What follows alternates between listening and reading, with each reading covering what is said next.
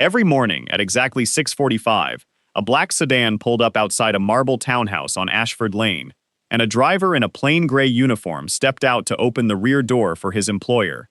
His name, according to the household staff records, was Nathan Reed. He'd been hired 4 months earlier through a standard staffing agency, background checked, uniformed, unremarkable. He said, "Good morning, sir, and have a good day, ma'am," and nothing more than the job required. What none of them knew, not his employer, Richard Kessler, and certainly not Richard's wife, Vanessa, was that the quiet man behind the wheel of their sedan owned the company that manufactured that very car. He owned the building where Richard's investment firm rented 3 floors of office space. He owned, in fact, more of this city than the Kesslers could have imagined in their most extravagant dinner party boasting. Nathan Reed's real name was Nathaniel Ashcombe, and 6 months earlier, he had been one of the richest men in the country. Then his father died, and at the funeral, surrounded by 300 people all claiming some deep personal connection to the man, Nathaniel realized he couldn't say for certain which of them had loved his father and which of them had simply loved what his father represented. He thought about his own funeral one day, decades from now, and he couldn't answer the same question about his own life. So he made a decision. He would disappear, not permanently, just long enough to see how people treated a man who had nothing to offer them. He handed the company to his trusted COO, told her the truth, and told no one else. 3 weeks later, Nathan Reed applied for a driving position, using a background quietly built by a private firm. He was placed within 2 weeks at the household of Richard and Vanessa Kessler, a family close enough to his old world to be interesting, far enough removed that no one would recognize him behind a driver's cap and an unfamiliar beard. He had no idea, walking up to that marble townhouse for the first time, how much he was about to learn. Richard Kessler was loud, self-important, and utterly convinced that his moderate success made him appear to men whose companies dwarfed his. His firm was doing well, but not as well as he liked to pretend. The townhouse was mortgaged more heavily than his country club friends would have guessed, and the staff, including Nathaniel, were paid just enough to keep them from looking elsewhere. Vanessa was different. She wasn't cold, exactly, but she carried the practiced detachment of a woman who'd learned that warmth given too freely gets taken advantage of. She thanked Nathaniel for driving her, something Richard almost never did, but rarely made eye contact, rarely asked questions. The one bright spot in the household was the Kesslers' 12-year-old daughter, Lily, who talked to Nathaniel constantly during their short drives to school, about her science project, about a book she was reading, about a boy she was absolutely not interested in, despite mentioning him constantly. "You're way more interesting than the last driver," she told him one afternoon. "He never talked. You actually listen." "I like listening," Nathaniel said, and meant it more than she could know. It was through Lily, in small, unguarded comments, that Nathaniel first sensed the real shape of the Kessler marriage, the arguments she mentioned, without understanding them, the tension that grew whenever Richard's firm had what she called one of those bad weeks, the way Vanessa seemed to shrink whenever Richard raised his voice in front of anyone. In month 2, waiting outside Richard's office, Nathaniel overheard a phone call he wasn't supposed to. "If the Ashcombe lease doesn't renew, we're looking at relocating the whole firm," Richard said, his voice tight with a stress Nathaniel hadn't heard before. "We can't afford that, not with the fund performing the way it is." Nathaniel kept his eyes on the road. He hadn't realized how badly the firm was actually struggling, and he hadn't realized, until that moment, that he personally held final approval over that very lease. 2 weeks later, he picked Vanessa up from what she'd called a lunch with friends. Her eyes were red behind her sunglasses. She said almost nothing the whole drive, until they arrived, and she lingered a moment longer than usual. "Nathan," she said, using his name unprompted for the first time, "do you think it's possible to build a whole life around someone and still feel like you don't actually know them?" Nathaniel turned slightly in his seat. "I think that happens more than people admit," he said. "Sometimes the people closest to us are the hardest to really see." She studied him a long moment, as if genuinely considering, for the first time, that the man driving her car might have thoughts worth hearing. "That's a surprisingly thoughtful thing for a driver to say," she said, not unkindly, just startled. From that day on, something between them slowly began to thaw. By month 3, The strain on Richard's firm had become impossible to hide. Nathaniel began driving him to increasingly tense meetings, with lawyers, a forensic accountant, and a man Richard introduced only as a friend who might be able to help, whose tone made clear that help wasn't entirely legitimate. Piece by piece, Nathaniel understood the full picture. Richard's firm had been quietly mismanaging client funds for over a year, chasing losses with increasingly desperate bets. It wasn't just financial trouble, it was fraud, and if it came to light, Richard was facing criminal charges. That night, Nathaniel called Diane, his COO, for the first time in weeks. "I need you to look into something," he said. "Kessler Capital Partners. I want to know exactly how bad it is." What she found 3 days later confirmed the worst. Total collapse, legal consequences for Richard, and the loss of nearly everything the family had. Nathaniel sat with that knowledge for 2 full days, unsure what, if anything, he had the right to do with it. It was during those 2 days that Vanessa finally told him the truth about her marriage, not because she planned to, but because fear has a way of loosening even the most carefully guarded tongues. Driving her to her sister's house, she said, unprompted, "Richard hasn't been himself in months. I keep asking what's wrong, and he keeps telling me it's nothing. I know what nothing looks like on his face after 14 years, and this isn't it." She told Nathaniel she used to be an accountant, a good one, before Richard convinced her that giving it up would look better for his career. "I feel like a stranger in my own marriage," she admitted. "I don't even know if he'd notice if I disappeared, as long as the house still ran." Something twisted in Nathaniel's chest. Recognition. He knew exactly what it felt like to wonder if you mattered beyond the function you served in someone's life.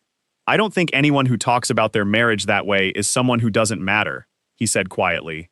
"I think you matter enormously, to people who probably don't tell you often enough." Vanessa looked at him in the mirror, something unguarded in her face. "You're a strange driver, Nathan." "So I've been told," he said. And from that day, their conversations only grew longer, more honest, never crossing a line either could name, but undeniably deepening into something neither had expected. The fraud came to light on a Tuesday morning, in the ugliest way possible. A junior analyst at Richard's firm filed a whistleblower report with regulators. By afternoon, investigators were at his office. By evening, it was on the local news. By morning, reporters were camped outside the townhouse.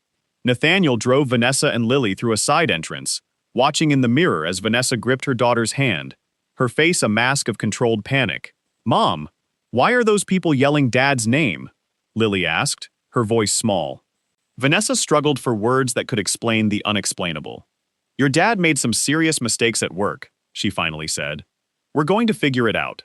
Nathaniel said nothing, but felt, for maybe the first time in his adult life, a genuine and aching helplessness. He had the power, sitting right there behind the wheel, to make almost all of this disappear. The calls he could make, the lawyers he could deploy, the check he could simply write. But revealing who he was meant recontextualizing every honest conversation Vanessa had shared with him, every bit of trust Lily had extended. He wasn't ready to lose what he'd built with them, even in disguise. Richard was arrested 3 days later.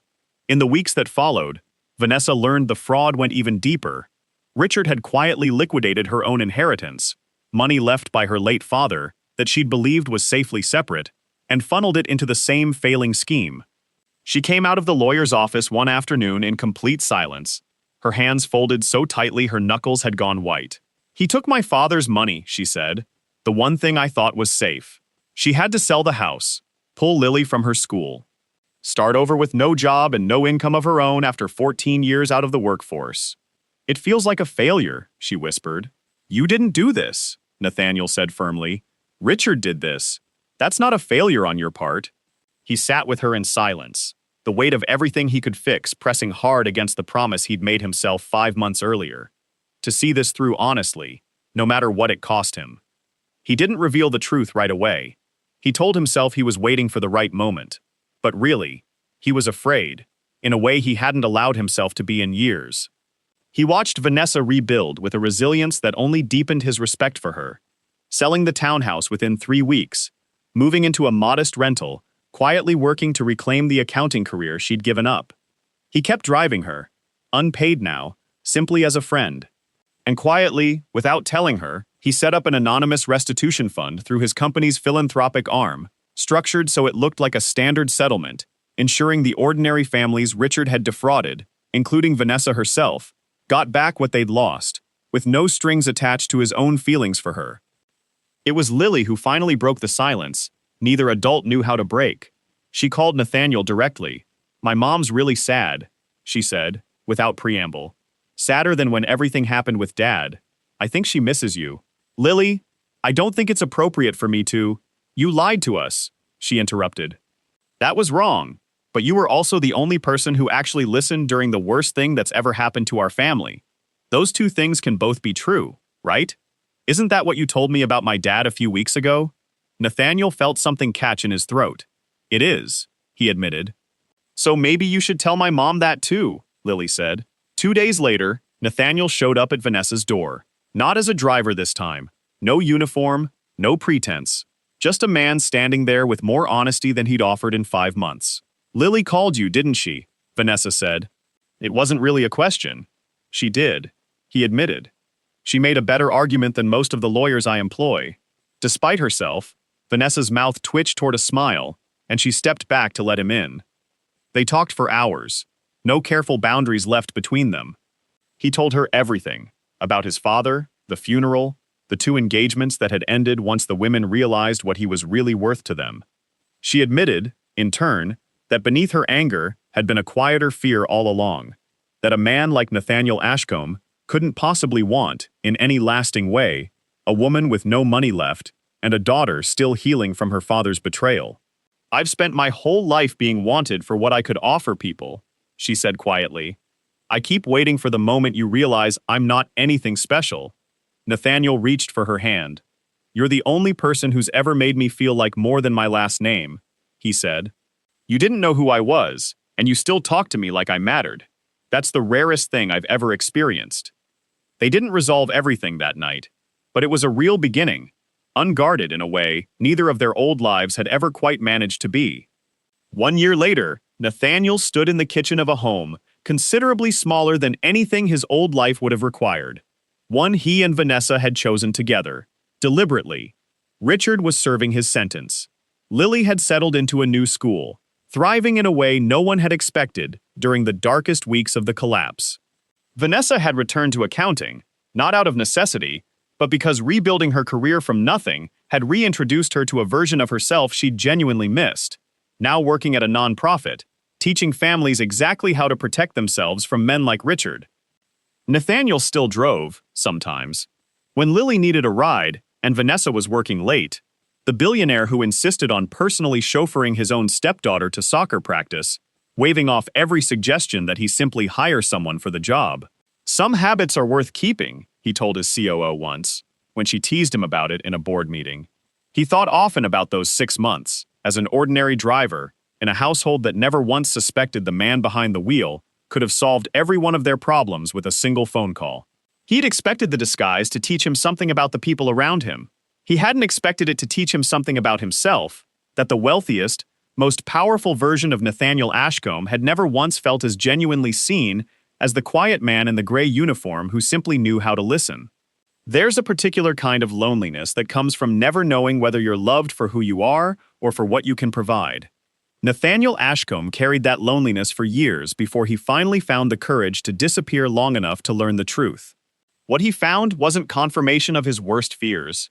It was proof that real connection exists, that it can be recognized even through disguise, and that the people who matter most are rarely the ones dazzled by what you have. They're the ones who simply choose to listen. If this story reminded you that real worth was never about what someone can give you, but about who they choose to be when no one important is watching, share it with someone who needs the reminder today.